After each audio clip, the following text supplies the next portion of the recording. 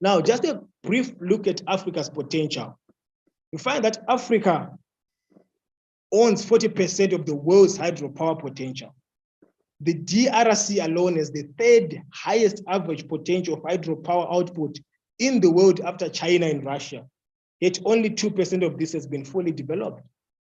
And looking at solar power, the Sahara Desert alone covers a solar energy field area of about 9 million kilometers, which could meet more than what Africa needs for its energy for domestic electrical appliances. So if we were to have a solar, electric solar plant in the Sahara Desert, it would meet all of our energy needs for domestic use in Africa. Africa produces 75% of the world's gold. The DRC alone produces about 90% of the world's non-cobalt, and Sierra Leone is the largest non-titanium reserves. Remember, last week we spoke about how the DRC contributes 10% of those that are regarded as being in extreme poverty globally. So friends, Africa has so much potential. But for us to be able to realize this potential, I believe this is what we need to do. There is need for us to adopt a development-oriented leadership worldview that is founded on our religious beliefs. So there cannot be a new Africa without new Africans, without a new mindset for us as Africans. So the building of Africa has to be based on a new commonly shared value system. And I believe this is where the whole African Renaissance initiative is lagged, and thus it has failed to achieve its intended goals. It has to be driven by a moral vision that is commonly shared and pursued by Africans as individuals, families, communities, and nations. And I'm speaking particularly about sub-Saharan Africa, where we find that Christianity is the predominant religion.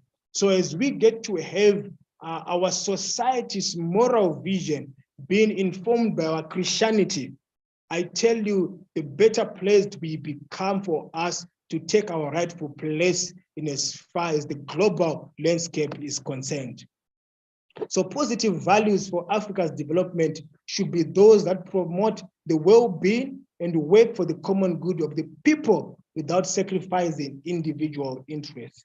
And friends, this is where Christianity is critical, because you find that true biblical Christianity embodies these positive values.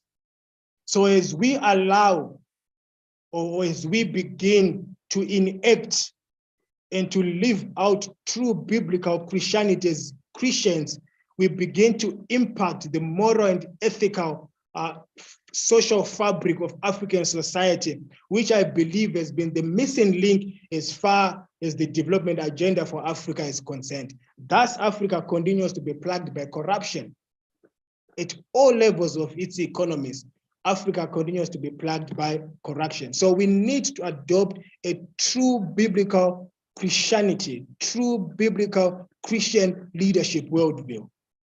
So in keeping with the ethos of pre-colonial African society, where life emanated from the spiritual and life was a pursuit to know, relate, and be in favor with the supreme being through the instituted spiritual hierarchies. We spoke about the different spiritual hierarchies in original or pre-colonial African religion. You find that true biblical Christianity provides a godly outlet for the African soul's quest for a relationship with his maker.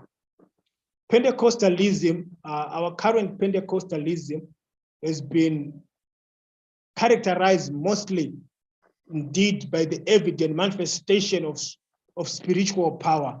But this has been in the context of dealing with what are called social evils, dealing with marital problems, dealing with personal prosperity issues, dealing with demonic possession, dealing with witchcraft issues, but it has not been able to permeate our moral and ethical social fabric.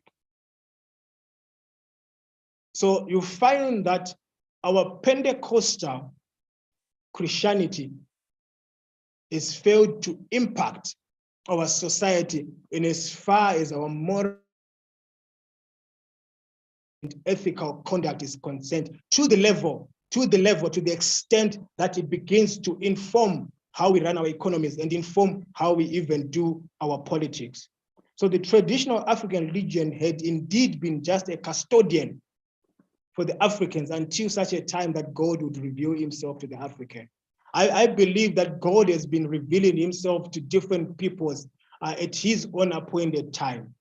So you find that until such a time that God would reveal himself to the African people, the traditional African religion had served as a custodian over the African people. And if indeed, when we look at some of the native religions of humanity, the African traditional religion is the closest to true biblical religion. So you find that through his providence and forbearing, God used the scramble for Africa to begin his redemptive plan for Africa. And indeed, this is true with 1 Peter 2, verse 4 and 5, which says, speaking of God who wants everyone to be saved and to come to the knowledge of the truth. For there is only one God, and there is one mediator between God and man, the man Christ Jesus.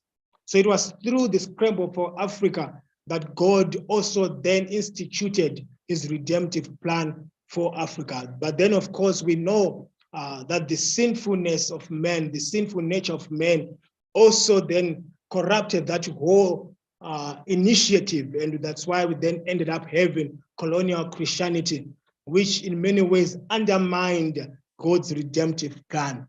But God had set the wheels in motion.